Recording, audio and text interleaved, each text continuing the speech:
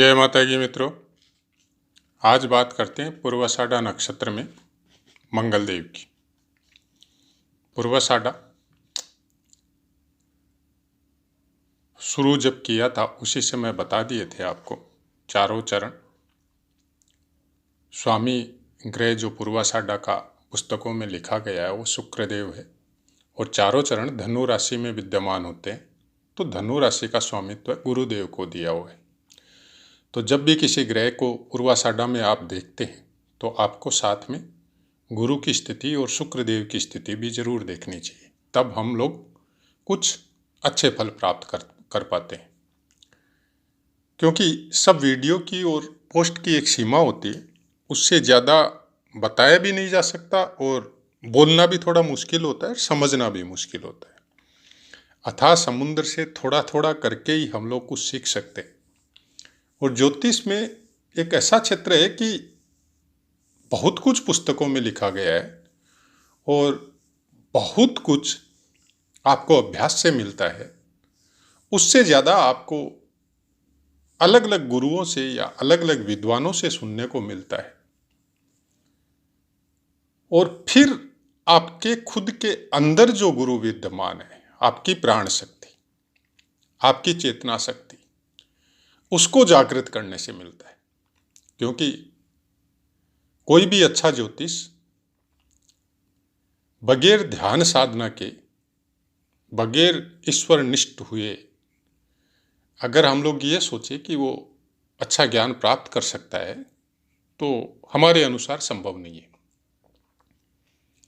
मंगल देव प्रथम चरण, इंसान जरूरत से ज्यादा साहसी होता है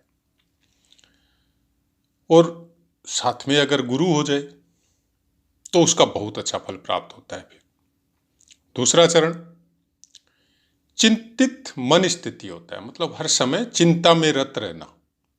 चिंतन नहीं, चिंता की बात हो रही, मतलब ऐसा हो जाएगा तो ऐसा हो जाएगा, इस तरह की मनोस्थिति यहाँ पे इंसान की हो सकती है। तीसरा चरण चरित्र के प्रति बड़ा सजग रहता है, बहुत अच्छे चरित्र का स्वामित्व होता है और सामान्य स्थिति से उठकर एक बहुत अच्छी स्थिति को प्राप्त करने के लिए प्रवृत्त होता है या प्रवृत्ति होती है, या ऐसा कुछ इंडिकेशन मिलता है इंसान का। जब हम लोग जन्मपत्री देखते हैं तो ये सब पॉइंट नोटिंग करने के लायक रहते हैं कि इंसान क्या हो सकता है या क्या बन सकता है आने वाले समय में। चतुर्थ चरण साहसी होता है और राजनीति के क्षेत्र में बहुत ऊंचे पद पे जा सकता है। तो जाहिर है जब आप राजनीति के क्षेत्र में या बिजनेस के क्षेत्र में बहुत एक अच्छा मुकाम प्राप्त करते हैं तो कुछ शत्रु भी आपके अगल बगल में, आपके आसपास में आपको देखने को मिल सकते हैं, जो छुपे हुए भी हो सकते हैं या फिर एकदम फेस टू फेस भी हो सकते हैं। अब आगे बढ़ते हैं। मंगल देव पूर्वाषाढ़ा नक्षत्र में हो और उसके ऊपर सूर्य देव की दृष्टि हो, समाज से बहुत अच्छा सम्मान पाता है। चंद्रदेव की दृष्टि इंसान को विद्वान बना सकती है। बुध देव की दृष्टि कई तरह की कलाओं में निपुण हो सकता है, जैसे इंसान खेल कूद में भी अच्छा हो, जैसे गाने बजाने में भी अच्छा हो, जैसे डांसिंग में भी अच्छा हो, जैसे योगाभ्यास में भी अच्छा हो। कई तरह के कोई भी कला है तो उसमें निपुण हो सकता है इंसान। हर समय ऐसे इंसानों को सीखने की प्रवृत्ति रहती है। कोई भी नया काम उसको पसंद आया, अच्छा लगा तो उसको वो सीखने में लग जाता है, क्योंकि ऊर्जा की बहुत ज़्यादा हर काम को सीखने में ज़रूरत होती है और ऐसे इंसानों के पास ऊर्जा की कमी नहीं रहती है। पूर्वाषाढ़ा नक्षत्र में अगर मंगल है तो भरपूर ऊर्जा होती है ऐसे इंसानों के शरीर में। गुरुदेव की दृष्टि बहुत अच्छा संपन्न बनाती है और पारिवारिक जीवन में कुछ तकलीफें आ सकती। शुक्रदेव की दृष्टि कुछ मेल फीमेल का चक्कर रह सकता है और वहीं से कुछ हेल्प भी मिल सकती है और उन्हीं लोगों की सहायता करने के लिए ज़्यादा तत्पर हो सकता है। शनिदेव की दृष्टि आपको भटका सकती है, मतलब आपके कर्मों में किसी भी तरह का भटकाव हो सकता है। जैसे आप कोई काम कर रहे हैं और करते करते मंजिल तक पहुँचे और उसके बाद में आपके मन में उस काम के प्रति वितृष्णा जागृत हो गई कि नहीं, ये अच्छा नहीं है, या फिर कोई ऐसी चीज़ हो रही है आपके साथ कि आप करना कुछ और चाहते हैं और आपका काम कुछ और हो गया, तो भटकाव प्रवृत्ति में लगा रहता है ऐसा इंसान, कुछ अलग ही खोजने में लगा रहता है, उसको शांति जनरली महसूस नहीं होती। ये एक अलग सेक्टर है अध्यात्म का, ध्यान का, उसकी तरफ झुकाव हो सकता है ऐसा इंसान का। तो ये थे पूर्वाषाढ़ा नक्षत्र में मंगल देव और उनके ऊपर बाकी ग्रहों की दृष्टियां, जो पुस्तक में लिखा गया है उस तरह का हमने बता दिया। अब बात करते हैं हम लोगों की अपनी, कि हम क्या सोचते हैं, अभ्यास में क्या देखा, या फिर अलग अलग विद्वानों से मिले तो वहां क्या देखा। मंगल देव और पूर्वाषाढ़ा नक्षत्र, पहले भी कई बार जब हमने शुक्र देव के विषय में चर्चा की थी, तो और ऐसे भी पाठों में हम बोलते रहते हैं कि जब भी आप ज्योतिष शास्त्र का अध्ययन करो तो वहाँ पे आपको प्रस्तावना में कुछ बातें लिखी गई है। प्रायकर वीडियो में बोलते हैं परिस्थिति, स्थान, समय किसी की कुंडली देखने के लिए बहुत ज़्यादा मीनिंग रखता है। उसी अनुसार फलों की प्रवृत्ति ऐसे इंसानों के अंदर होती है, लेकिन वहाँ पे प्रस्तावना में और भी बहुत कुछ लिखा हुआ रहता है। 9 ग्रहों से कनेक्टेड परम आत्मा के 9 अवतार हैं, पूर्णांश बोल के, जिनमें 2 अवतार सबसे ज्यादा फेमस है, कृष्ण अवतार पूर्ण चंद्र अंश लेके और राम अवतार पूर्ण सूर्य अंश लेके। वैसे ही मंगल अंश के भी अवतार हैं, राहु के अंश के भी अवतार हैं, बृहस्पति के अंश के भी अवतार हैं, बुद्ध देव के भी, सबके। जब आप ज्योतिष शास्त्र का अध्ययन करें तो जो सब 9 ग्रह के पूर्ण अंश लेके जो ईश्वर के अवतार है, उन अवतारों का अध्ययन जरूर कीजिए, तब आपको उस ग्रह से संबंधित पूरे कारकत्व आपको समझ में आएंगे। मंगल देव शीघ्रगामी ग्रह है, कोई भी चीज को नॉर्मली डिले करना पसंद नहीं करता, बहुत जल्दी निर्णय लेता है और बहुत जल्दी एक्शन करता है। ऐसे इंसान डिफेंस में, ऐसे इंसान पुलिस में, ऐसे इंसान जासूसी वृत्ति में, ऐसे इंसान खेल कूद में, या ऐसे कोई काम, शेयर मार्केट जिसमें फटाफट निर्णय लेना पड़ता है, वो सब में सफल भी होते हैं और असफल भी होते हैं। वो उसके पूरी जन्मपत्री के ऊपर निर्भर करता है। ऐसे आप अपने घर परिवार में भी देखते होंगे कि इनको डिले पसंद नहीं है, जो मुंह से बोल दिया या तो हाथों हाथ करके दो या खुद करने में लग जाते हैं, या अगर खुद कर नहीं सकते, जैसे अपने बच्चे को बोल दिया और वो काम ये खुद नहीं कर सकते, तो ये पसंद नहीं करते हैं कि उनका बच्चा उसको डिले करे या इग्नोर करे। ऐसी कुछ प्रवृत्ति मंगल देव की होती है। पूर्वाषाढ़ा नक्षत्र हद दर्जे की ऊर्जा होती है और बहुत खतरनाक ऊर्जा होती है और बहुत अच्छी ऊर्जा होती है। मतलब अगर मंगल देव का बहुत अच्छा फल प्राप्त करना हो तो ऐसे इंसान वेद वेदांगों में, ज्योतिष में, खेल कूद में, डिफेंस में, या फिर सिद्धियों में, तंत्र मंत्र में, साधु संतों की संगत में बहुत कुछ प्राप्त कर सकते हैं। अगर अपनी शुक्र को कंट्रोल करे, काम पिपासाओं की पूर्ति के लिए गलत रास्ते का इस्तेमाल नहीं करे, अच्छे चरित्र के साथ रहे, तो अकेला मंगल देव भी पूर्वाषाढ़ा नक्षत्र में आपको बहुत कुछ प्राप्त करवा सकता है।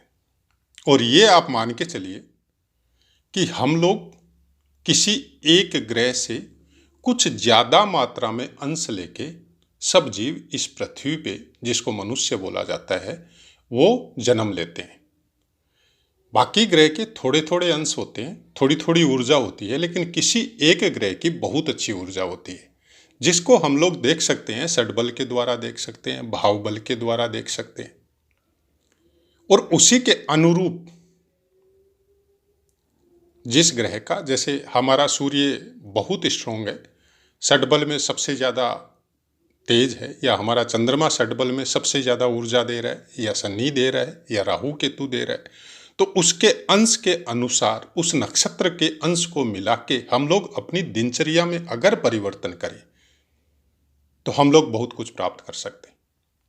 कोई भी ग्रह, कोई भी नक्षत्र ये कभी नहीं बोलता कि आपको कर्म करो, आप गलत रास्ते अपनाओ, आप किसी के साथ व्यभिचार करो, आप किसी के साथ गलत वार्ता करो, आप किसी का हंसी मजाक उड़ाओ, कभी नहीं बोलता है। ये सब हम लोगों के अपने कर्म हैं जो बाई बर्थ परिवार की तरफ से मिल सकते हैं, समाज की तरफ से मिल सकते हैं, या अपने फ्रेंड सर्कल के द्वारा मिल सकते हैं। और उसी के अनुरूप जब हम लोग अपने कर्तव्य पथ पे या कर्म पथ पे या जहाँ पे आप रह रहे हैं उसके अनुसार जब वही तरह का बिहेव करते हैं तो उसी तरह की ऊर्जा से कनेक्टेड जो साथी या आपके साथ रहने वाले उसी तरह का अगल बगल में आपके घेरा बन जाता है। और फिर जब वो कर्म लेके हम लोग आगे बढ़ते हैं और आपको बाई बर्थ मिले हैं कुछ और, तब फिर कुंडली में डिस्टर्बेंस होता है, क्योंकि मिला तो कुछ और है, ड्यूटी तो कुछ और थी और कर कुछ और रहे। और शायद वर्तमान समय में, आज के समय में हम लोग मनुष्य जितना दुखी है या जितना चिंतातुर है, जितना भयातुर है, जितना हर चीज़ का भय हम लोगों को लगता है, हर चीज़ का डर लगता है, चाहे वो सोशल मीडिया के द्वारा हो, चाहे घर के वातावरण के द्वारा हो, चाहे कर्म पथ पे हो, चाहे नौकरी में हो, चाहे बिजनेस में हो, उसका सबसे बड़ा कारण यही है। और फिर उसको हम लोग ज्योतिष के पास चले जाते हैं। अभी ज्योतिष जब देखता है वो अपने अनुसार देखता है, हर आदमी की अपनी अपनी एक क्षमता है और देखने का अपना अपना तरीका है। देवज्ञ के बारे में जन्मपत्री में या इसमें पुस्तकों में बहुत कुछ नियम कायदे बताए गए हैं। कौन कितना फॉलो करता है हम उसमें नहीं जाते, क्योंकि इस चैनल का मकसद ये है ही नहीं कि हम किसी को सुधारें, इतनी क्षमता हमारे अंदर भी नहीं है।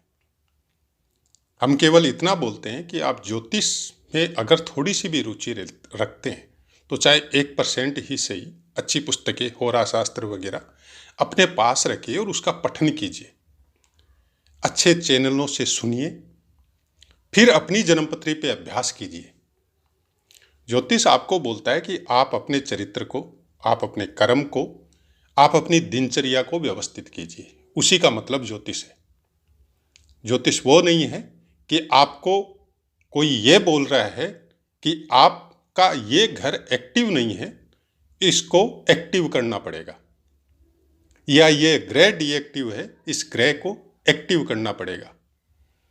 संभव है। हम यहाँ पे बैठे हुए हजारों लाखों किलोमीटर ग्रह जो अपने कर्म पथ पे अपने समय अनुसार अपनी गति को प्राप्त हो रहे हैं, हम लोग उसकी गति को रोक कर अपने लिए एक्टिव कर लेंगे, ये संभव है। उसके फलों में हम लोग छेड़छाड़ कर लेंगे, यह संभव है। जिन्होंने इस शास्त्र को सुनाया उसके बाद में पीढ़ी दर पीढ़ी चलते हुए वेद व्यास जी के द्वारा जब उसका लेखन चालू हुआ, इतने महाज्ञानी जो थे वो भी छेड़छाड़ नहीं किए थे। ईश्वर के अवतार हुए, उन्होंने भी ग्रहों के कर्म फलों का भोग किया है, अपने चरित्र के द्वारा, अपने कर्मों के द्वारा उसको मैनेज किया है, न कि उन ग्रहों को छेड़छाड़ किया है। कर सकते थे, इतनी शक्ति थी उनके अंदर, फिर भी नहीं किया।